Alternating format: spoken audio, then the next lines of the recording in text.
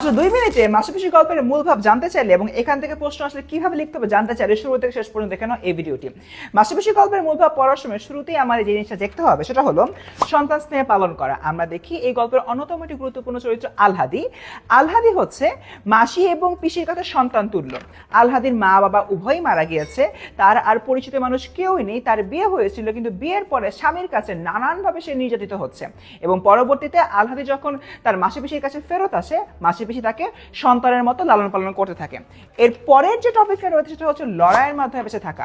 আমরা যদি একটু দেখি, মাসি পিসি শুরু থেকে নানান রকম লড়াই করছে।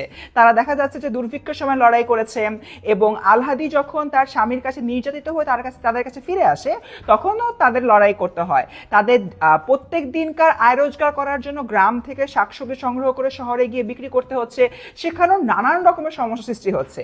এই হলো তাদের লড়াইয়ের অবস্থা।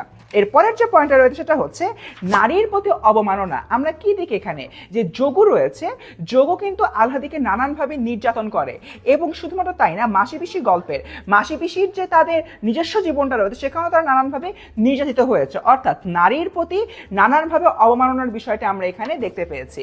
এবং সবার লাস্টে আমরা দেখি অন্যায়ের প্রতিবাদে সাধারণ মানুষের অংশগ্রহণ। একদম গল্পটা লাস্টের দিকে তাকাও, সেখানে আমরা কি দেখি? সেখানে দেখা যায় যে আলহাদিকে তুলে নেবার জন্য এবং মাসি পিসিকে সরিয়ে ফেলবার জন্য গোকুলের বেশ কিছু পেয়াদা আসে, কানাইয়ের বেশ কিছু পেয়াদা আসে এবং তারা এসে আলহাদির কাছ থেকে মাসি পিসিকে দূরে সরিয়ে নিয়ে যেতে চায়। তখনই মাসি পিসি জোরে চিৎকার করে, তখন গ্রামবাসী এসে তাদেরকে সাপোর্ট দেওয়া শুরু করে এবং এর মাধ্যমে আমরা দেখি যে অন্যায়ের প্রতিবাদে সাধারণ মানুষরা অংশগ্রহণ করেছে। তো স্টুডেন্ট, এটা ছিল আমাদের সম্পূর্ণ গল্পের একদম মূল ভাবটা। আশা করি বুঝতে পেরেছো। একটা প্রশ্নের উত্তর দাও, কানাইয়ের কয়জন পেয়াদা আলহাদিকে নিতে এসেছিল? 3 জন নাকি 4 জন? দ্রুত কমেন্টে জানাও। আর যদি ভিডিওটা ভালো লেগে থাকে সেভ করে ফেলো।